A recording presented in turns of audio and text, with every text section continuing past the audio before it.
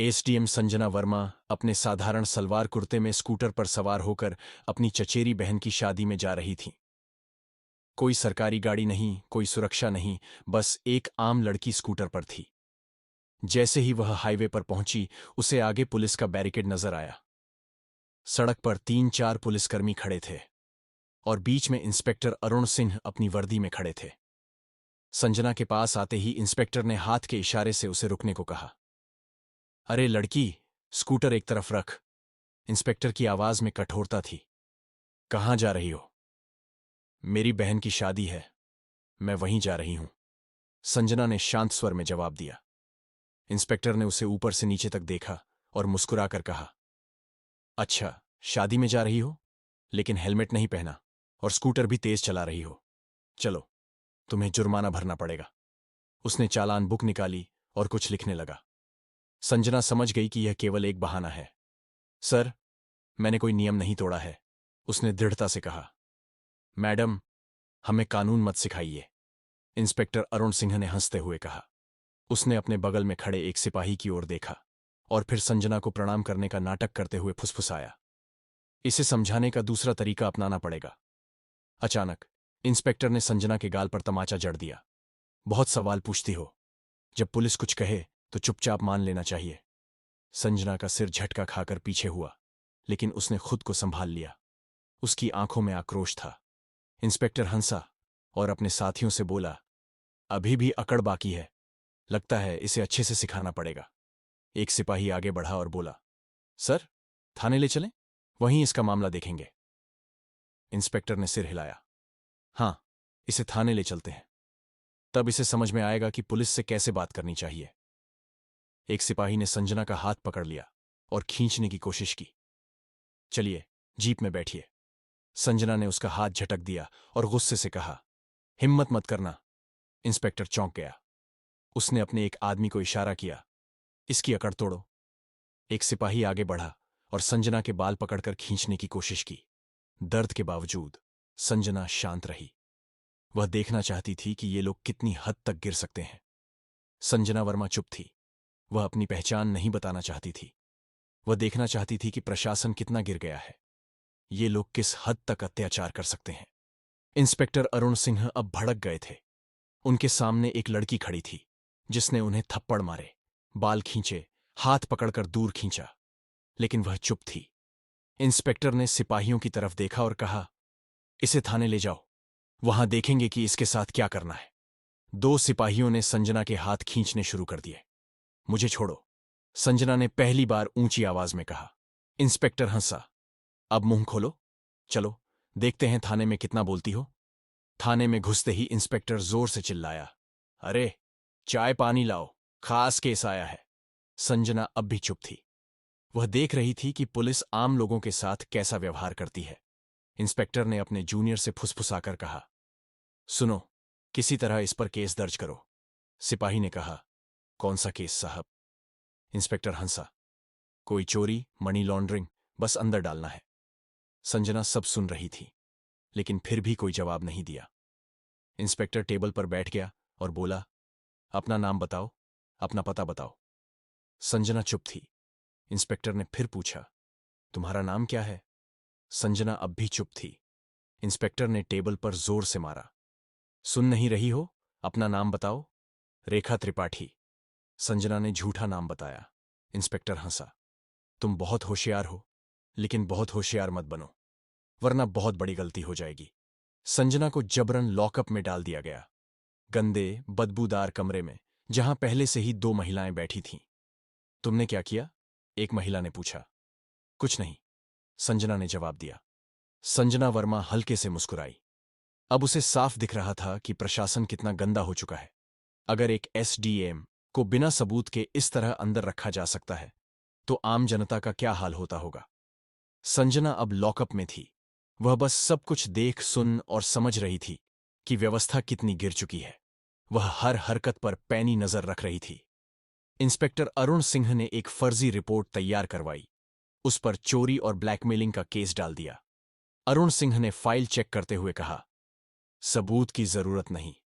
सिपाही कांप उठा, लेकिन साहब, बिना सबूत के अरुण सिंह हंस पड़ा। सबूत? इस थाने में सबूत बनते हैं। थोड़ी देर बाद एक सिपाही आगे बढ़ा और उसने संजना के कंधे पर जोर से धक्का मारा। संजना दीवार से टकरा गई, लेकिन उसके चेहरे पर कोई डर नहीं था। अरुण सिंह ने हाथ उठाया और उसे थप्पड़ मारने ही वाला था कि अचानक एक आवाज गूंजी, रुको। एक पुलिस अधिकारी दरवाजे पर खड़ा था। ये डीएसपी नीरज तिवारी थे। उनकी छवि एक ईमानदार अधिकारी की थी। उन्होंने थाने के अंदर महिलाओं की हालत देखी तो उनके माथे पर शिकन उभर आई।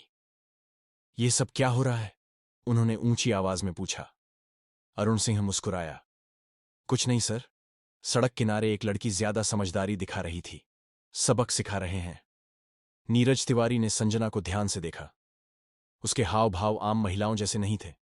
उन्होंने अरुण सिंह से पूछा, इसका अपराध क्या है? अरुण सिंह थोड़ा असहज हो गया। सर, इसने चेकिंग के दौरान बदतमीजी की। नीरज तिवारी को कुछ गड़बड़ लगी। उन्होंने संजना की तरफ देखा। तुम्हारा नाम क्या है? संजना शांत रही। अरुण सिंह मुस्कुराते हुए बोला, सर, यह अपना नाम भी नहीं बता रही। नीरज तिवारी पूरी तरह सतर्क हो चुके थे। ठीक है, इसे दूसरी कोठरी में डाल दो। उन्होंने सिपाही को आदेश दिया। अरुण सिंह हैरान रह गया। सर, लेकिन मैं देखूंगा कि यह कौन है, नीरज तिवारी ने सख्ती से कहा। नीरज तिवारी के आदेश पर संजना को दूसरी कोठरी में डाल दिया गया। यह कोठरी पहले वाली से ज्यादा अंधेरी और गंदी थी। संजना ने इधर उधर देखा। कमरे में एक टूटी हुई मेज और जंग लगी लोहे की रॉड पड़ी थी। अब उसे इस प्रशासन का असली चेहरा और गहराई से दिखने लगा था। यह व्यवस्था बहुत गिर चुकी थी। उसका हर पल का अनुभव यह साबित कर रहा था कि कानून सिर्फ कागजों में है। अचानक एक सिपाही दौड़ता हुआ आया। साहब, बाहर एक बड़ी गाड़ी खड़ी है। इंस्पेक्टर अरुण सिंह चौंक गया। गाड़ी? कौन आया है? सिपाही ने डरते हुए कहा। साहब, गाड़ी सरकारी है। सिपाही बाहर चला गया, लेकिन जैसे ही उसने गाड़ी के अंदर देखा, उसकी आंखें फटी की फटी रह गईं। वह कांपता हुआ अंदर आया और धीरे से बोला, साहब, वो। अरुण सिंह झुंझलाया। क्या हुआ? कौन है वो? सिपाही ने कांपते हुए कहा। साहब, डीएम साहब। अरुण सिंह का चेहरा सफेद पड़ गया। नीरज तिवारी भी सतर्क हो गए। अब मामला बहुत बड़ा हो गया था। डीएम साहब थाने में दाखिल हुए। उनकी आंखों में गुस्सा था। उन्होंने अरुण सिंह की तरफ देखा और ऊंची आवाज में पूछा, इंस्पेक्टर अरुण सिंह, यहां क्या चल रहा है? अरुण सिंह ने डरते हुए कहा, साहब, साहब, कुछ नहीं। यह तो बस एक साधारण मामला था। डीएम साहब ने मेज पर पड़ी फाइल उठाई और ध्यान से पढ़ी। उन्होंने सिर हिलाया और फिर संजना वर्मा की तरफ देखा। इस महिला पर 420 और ठगी का केस। तुम्हारे पास क्या सबूत है? डीएम साहब की आवाज गूंज उठी। अरुण सिंह अब पूरी तरह फंस चुका था। डीएम साहब ने संजना वर्मा से सीधे पूछा, तुम्हारा नाम? संजना वर्मा ने हल्की मुस्कान के साथ पहली बार अपना नाम बताया। संजना वर्मा, एसडीएम। पूरा थाना हड़बड़ा गया। अरुण सिंह के हाथ पैर कांपने लगे। सभी पुलिस अधिकारी चौंक गए और उठ खड़े हुए। अरुण सिंह के पैरों में मिट्टी लगी हुई थी। एसडीएम मैडम, जिसे वह ठग समझ रहा था और फर्जी केस में फंसा रहा था, वह खुद एसडीएम निकली। थाने में मौजूद सभी पुलिस अधिकारी चौंक गए। डीएम साहब ने घूर कर कहा, इंस्पेक्टर अरुण सिंह, तुमने एसडीएम मैडम पर झूठा केस दर्ज करने की हिम्मत कैसे की? अरुण सिंह कुछ कहने ही वाला था कि उसने सुना कि नीरज तिवारी ऊंची आवाज में बोला, सर, मैंने पहले ही कहा था कि कुछ गड़बड़ है। अब अरुण सिंह अकेला रह गया था। संजना वर्मा ने अब अपना असली रूप दिखाया। उसने शांत लेकिन कठोर आवाज में कहा, इंस्पेक्टर अरुण सिंह, आपको सस्पेंड किया जाता है। विभाग आपकी जांच करेगा और आपके खिलाफ मामला दर्ज करेगा। अरुण सिंह के होश उड़ गए। सभी पुलिस अधिकारी अरुण सिंह से दूर होने लगे। नीरज तिवारी ने तुरंत कांस्टेबल को अरुण सिंह को गिरफ्तार करने का आदेश दिया। कांस्टेबल जैसे ही अरुण सिंह को गिरफ्तार करने के लिए आगे बढ़ा, अचानक अरुण सिंह ने अपनी जेब से एक कागज निकाला। उसने मुस्कुराते हुए कहा, लेकिन यह तो देखो। उसने कागज हवा में उछाल दिया। डीएम साहब और एसडीएम संजना वर्मा ने उसे ध्यान से देखा। अरुण सिंह ने उसे थप्पड़ मारा और कहा, यह मेरा ट्रांसफर ऑर्डर है। मेरा ट्रांसफर 3 दिन पहले हुआ है, इसलिए अब आप मुझे सस्पेंड नहीं कर सकते। थाने में फिर से सन्नाटा छा गया। संजना वर्मा ने कागज हाथ में लिया और ध्यान से पढ़ा। क्या यह असली है? डीएम साहब ने कठोर स्वर में पूछा। उन्होंने नीरज तिवारी की तरफ देखा और कहा, इस कागज को तुरंत चेक करो। अगर यह असली है तो अरुण सिंह की हिरासत नहीं रुक सकती। अरुण सिंह की हंसी अचानक गायब हो गई, क्योंकि अगर कोई सरकारी अधिकारी ट्रांसफर के बाद भी गलत गतिविधियों में शामिल है तो उस पर मुकदमा चलाया जा सकता है। अब अरुण सिंह की हालत बिगड़ने लगी। नीरज तिवारी ने तुरंत ऑनलाइन सिस्टम में अरुण सिंह का रिकॉर्ड चेक करना शुरू कर दिया।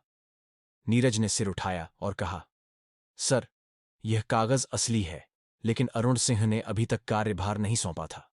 मतलब कि अरुण सिंह अभी भी इस थाने का मुखिया था और उस दौरान उसने यह सब किया। अब अरुण सिंह को कोई नहीं बचा सकता था। एसडीएम संजना वर्मा ने सीधे अरुण सिंह की तरफ देखा और कहा, अब तुम्हारी असली जगह तुम्हारी जेल में होगी, इसे गिरफ्तार करो। डीएम साहब ने आदेश दिया।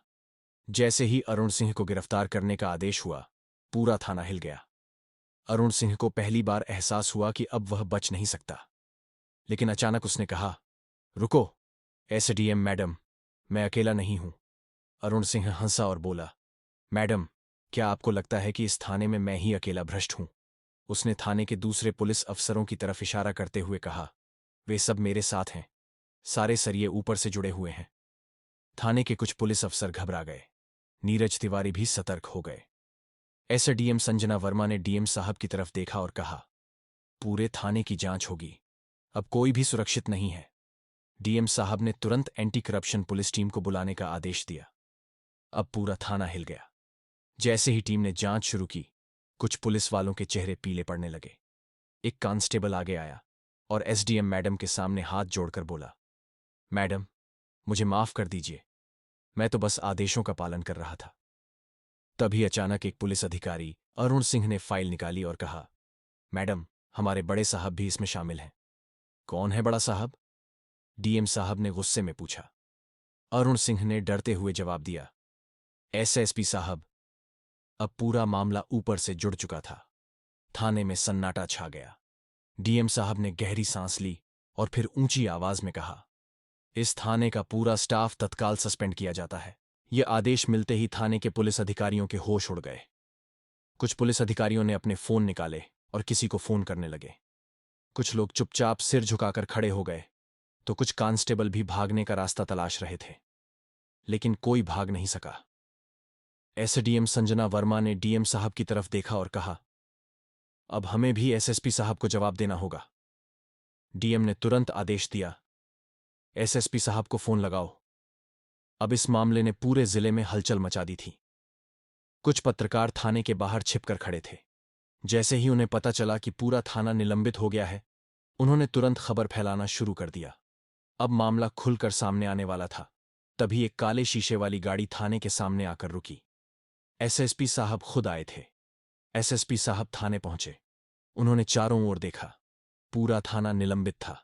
वे गुस्से में बोले, क्या ड्रामा चल रहा है? लेकिन एसडीएम संजना वर्मा शांत थी। उसने एसएसपी साहब की आंखों में आंखें डालकर कहा, क्या तुम्हें लगता है कि तुम बच जाओगे? नीरज तिवारी, आईएएस अधिकारी, ने एसडीएम संजना वर्मा को एक फाइल दी। ये फाइल एसएसपी के भ्रष्टाचार के सबूतों से भरी थी। एसडीएम संजना वर्मा ने ऊंची आवाज में कहा, एसएसपी साहब, इसे देखिए। अब एसएसपी के चेहरे पर पसीना आने लगा। डीएम साहब ने आदेश दिया, एसएसपी को तुरंत गिरफ्तार करो। अब पूरा पुलिस बल हैरान था। पहली बार किसी ने इतने बड़े अधिकारी को खुली चुनौती दी थी। एसएसपी के गिरफ्तार होते ही पूरा मामला हिल गया। अब यह मामला राज्य स्तर तक पहुंच गया था। मुख्यमंत्री ने तत्काल जिले के सभी भ्रष्ट अधिकारियों को गिरफ्तार करने का आदेश दिया। इस आदेश के बाद 40 से अधिक पुलिस अधिकारी, 10 से अधिक आईएएस अधिकारी और कई राजनेता गिरफ्तार हुए। एसडीएम संजना वर्मा की ईमानदारी ने व्यवस्था को हिलाकर रख दिया। पूरे जिले में नया प्रशासन लाया गया। भ्रष्टाचार पर अब कड़ी नजर रखी जा रही थी। अब एसडीएम संजना वर्मा का मिशन पूरा हो गया। उन्होंने दिखा दिया कि ईमानदारी पूरी व्यवस्था को बदल सकती है। जय हिंद। Red flag.